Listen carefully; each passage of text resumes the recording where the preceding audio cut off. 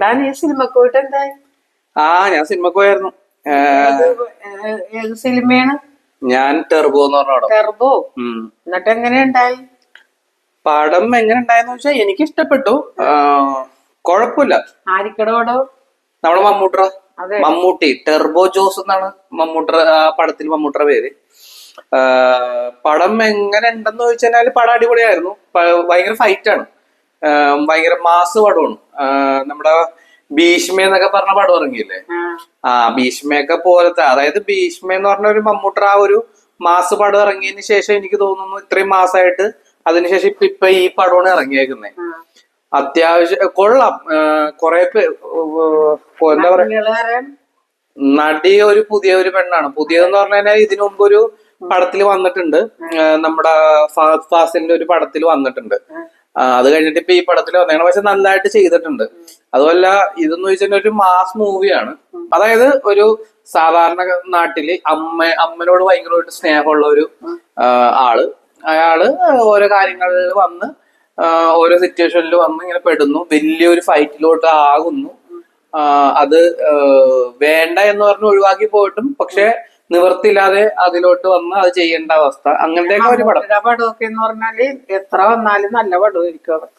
ഇതെന്ന് വെച്ചാല് കുറെ പേർക്ക് ഇഷ്ടപ്പെട്ടിട്ടുണ്ട്, കുറെ പേർക്ക് ഇഷ്ടപ്പെടാത്ത ആൾക്കാരുണ്ട്. എനിക്ക് ഇതിലൊരു പോരായ്മ തോന്നിയത് ശരിക്കും വില്ലൻ എന്ന് പറഞ്ഞാൽ ഇതിലൊരു മാസ് വില്ലനാണ്. മാസ് വില്ലൻ എന്ന് പറഞ്ഞു കഴിഞ്ഞാല് ഒന്നത് മാസ് പടമാണ്, അപ്പൊ എന്തായാലും മാസ് വില്ലൻ ആയില്ല. അപ്പൊ മാസ് വില്ലൻ എന്ന് പറഞ്ഞാൽ പുള്ളി വിചാരിക്കാതെ കാര്യങ്ങളൊന്നും നടക്കില്ല. കോടികള് കയ്യിൽ നിന്ന് മറിയുന്നു, അങ്ങനെ എല്ലാവരും പുള്ളിയുടെ കയ്യിലാണ്. അപ്പൊ അങ്ങനെയുള്ള ഒരാള്, അത്രയും വലിയൊരു വില്ലൻ, എല്ലാ കാര്യങ്ങളും സില്ലിയായിട്ട്, അതായത് ഇപ്പൊ നോർമലി ഇപ്പൊ മമ്മൂട്ടിനെ ഒരു സാധാരണക്കാരനെ മമ്മൂട്ടി, അപ്പൊ അയാളെ എന്താ പറയാ തീർത്ത് കളയാനായിട്ട് ഒത്തിരി ടെൻഷൻ അടിക്കേണ്ട ആവശ്യമൊന്നുമില്ല. പക്ഷെ ഇതില് വില്ലൻ അതായത് ഇങ്ങനെ ഭയങ്കര ടെൻഷൻ അടിക്കുന്ന ഫീൽ കിട്ടി. ഒരു ഭയങ്കര സിമ്പിൾ ആയിട്ട് എടുക്കേണ്ട കാര്യമുള്ളൂ. അന്ന് പറഞ്ഞാൽ അതാണ് ആ ഒരു ക്യാരക്ടറിന് എനിക്ക് കുറച്ചും കൂടി അതായിരുന്നു അത് വേണ്ടത് എനിക്ക് തോന്നിയത്. ഇത് ഭയങ്കര പുള്ളി ഓവറായിട്ട് ടെൻഷൻ അടിക്കണം. എന്നാ അത്രയും വലിയൊരു വില്ലനെ തീർക്കാനായിട്ടുള്ള, അല്ലെങ്കിൽ അത്ര ഒരു വില്ലനായിട്ട് ഫൈറ്റ് ചെയ്യുമ്പോൾ മമ്മൂട്ടിക്ക് ഇല്ല ടെൻഷൻ. അപ്പൊ ആ ഒരു റോളില് എനിക്ക് കുറച്ചും കൂടി ഒരു ക്ലാരിറ്റി വേണമെന്ന് തോന്നി. അതാണ് എനിക്ക് ആ ഒരു സിനിമയിൽ തോന്നിയത്. പിന്നെ കുറച്ച് കോമഡിയും, ചെറിയ ചെറിയ കോമഡിയും കാര്യങ്ങളൊക്കെ ഉണ്ട്, ചിരിക്കാനുണ്ട് അത്യാവശ്യം. കൂടുതലും മാസാണ്. പ്രത്യേകിച്ച് ഫസ്റ്റ് ഹാഫ് കുറച്ച് സ്ലോ ആണ്. പടം മമ്മൂട്ടിയുടെ ഇൻട്രോ ആണെങ്കിലും, അതായത് മമ്മൂട്ടി പടത്തിൽ വന്ന് കയറുന്നേക്ക വലിയ ഒരു ഇത് കൊടുത്തിട്ടില്ല. ചിലപ്പോ ഈ ആ ഒരു ക്യാരക്ടർ അത്രയും സാധാരണക്കാരനായതുകൊണ്ടായിരിക്കാം. പക്ഷെ അത് കഴിഞ്ഞിട്ട് ഒരു ഫൈറ്റ് സീൻ വന്നിട്ടുണ്ട്, ഒരു പോലീസ് സ്റ്റേഷനിൽ വന്നിട്ട് ഒരു ഫൈറ്റ് സീൻ ഉണ്ട്. അവിടെ നിന്ന് ആ പടം വേറൊരു ലെവലിലോട്ടാ പോകുന്നത്. വേറൊരു ലെവൽ എന്ന് പറഞ്ഞു കഴിഞ്ഞാല് അത്യാവശ്യം നല്ല ഭയങ്കര ഒരു മാസ്. പിന്നെ അവിടെ നിന്നുള്ള ഫൈറ്റും, പ്രത്യേകിച്ച് പടത്തിന്റെ ബാക്ക്ഗ്രൗണ്ട് മ്യൂസിക്കിന്റെ കാര്യം എടുത്തു പറയണ്ട. കാരണം ആ ഒരു ബാക്ക്ഗ്രൗണ്ട് മ്യൂസിക് ഒക്കെ മമ്മൂട്ടിയുടെ കാലൊക്കെ എടുത്ത് ഇങ്ങനെ വെക്കുന്ന ഒരു സീനൊക്കെ ഉണ്ട്. അതായത് ഒന്നാമത് പുള്ളി സ്റ്റൈലിഷ് ആണ്.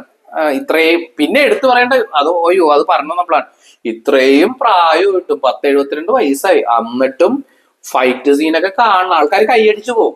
അതായത് നമുക്കൊരു ഇത് തോന്നും, അതായത് പുള്ളിനെ കൊണ്ട് ചെയ്യാൻ പറ്റുന്നതിന് അപ്പുറം പുള്ളി ഫൈറ്റ് സീൻ ഈ ഒരു പ്രായത്തിൽ പുള്ളി ചെയ്തിട്ടുണ്ട്. അതാണ് എനിക്ക് മമ്മൂട്ടിനെ ഇഷ്ടം. അതായത് എന്താന്ന് വെച്ചാൽ ആ ഒരു ഫൈറ്റ് സീനൊക്കെ ഭയങ്കര പുള്ളിനെ കൊണ്ട് ചെയ്യാൻ പറ്റുന്നതിന് മേളിൽ പുള്ളി ചെയ്തിട്ടുണ്ടെന്ന് പറയണം. ഇപ്പൊ ഭീഷ്മയിലാണെങ്കിലും നടന്നിട്ടുള്ള ഇടിയൊക്കെ ആയിരുന്നു.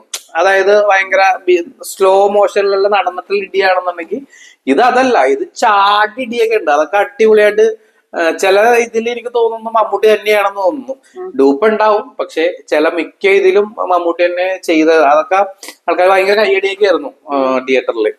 അപ്പോ എന്തായാലും അത്യാവശ്യം ഇടിയൊക്കെ വേറെ ലെവൽ ഇടിയായിരുന്നു.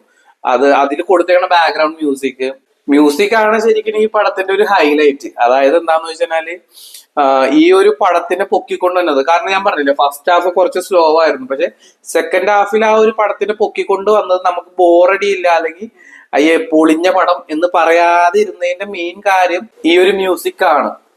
കാരണം ആ മ്യൂസിക്കിന്റെ ആ ഒരു മ്യൂസിക് നമുക്ക് തരുന്ന എനർജി വേറൊരു ലെവലാണ്. അതിന്റെ കൂടെ മമ്മൂട്ടിയുടെ ഇടിയും കാര്യങ്ങളൊക്കെ വന്നപ്പോ അടിപൊളിയാണ്. അതേപോലെ ഒരു മമ്മൂട്ടറ അമ്മറോള് ചെയ്തേക്കണ ബിന്ദു പണിക്കറാണ്. അമ്മറോള് അടിപൊളിയായിട്ട് ബിന്ദു പണിക്കർ ചെയ്തിട്ടുണ്ട്. ഈ അത്യാവശ്യം ഇതിനു മുമ്പും ഇതേപോലെ അമ്മറോളൊക്കെ കിട്ടിയപ്പോൾ അടിപൊളിയായിട്ട് ചെയ്തിട്ടുള്ളതാണ്. ഇതിലും അതേപോലെ തന്നെ അടിപൊളിയായിട്ട് ചെയ്തിട്ടുണ്ട്. മമ്മൂട്ടി ടെർബോൺ, അതായത് മമ്മൂട്ടർ ആ ടെർബോന്റെ സൗണ്ട് ഒക്കെ ഇടക്കിടക്ക് കൊടുക്കുന്നുണ്ട്. പുള്ളിയുടെ ഓരോ ശക്തിയായിട്ടുള്ള ഇടിയിലും കാര്യങ്ങളിലൊക്കെ ടെർബോന്റെ സൗണ്ട് കൊടുക്കുന്നുണ്ട്. അപ്പോ വില്ലൻ, പക്ഷെ വില്ലന്റെ ആ ഒരു എനിക്ക് കുറച്ചും കൂടി ഇത് തോന്നിയത് വില്ലന്റെ ഇതാണ്.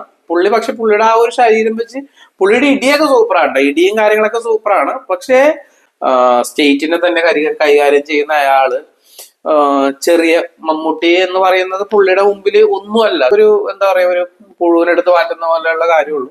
ആ ഒരു ഇതാണ് എനിക്ക് തോന്നിയത്. പിന്നെ ഓവറോൾ എനിക്ക് പടം ഇഷ്ടപ്പെട്ടില്ലെന്ന് പറയില്ല.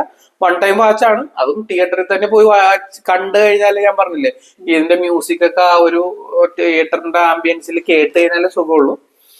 അതാണ് നമ്മുടെ ടർബോ ജോസിന്റെ പടം. എന്തായാലും പടം കുഴപ്പമില്ലായിരുന്നു, കൊള്ളായിരുന്നു.